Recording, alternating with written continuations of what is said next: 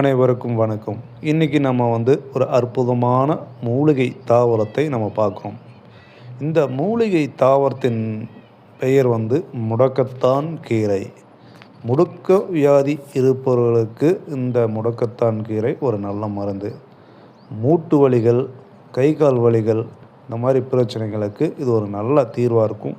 இந்த முடக்கத்தான் கீரையை பறித்து நல்லா சமைச்சு நம்ம சாப்பிட்டோம்னா நம்ம உடம்புல இருக்கிற அத்தனை வியாதிகளும் காணாமல் போகும். அதுக்கூட முக்கியமாக இந்த முடக்கவாதம் அப்படின்றது முற்றிலுமாக குணமாகும்.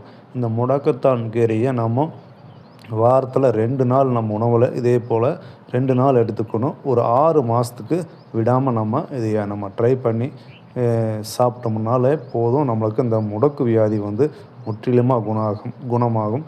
இது காடுகளில் நம்மளுக்கு ஃப்ரீயாகவே கிடைக்கும். நன்றி, வணக்கம்.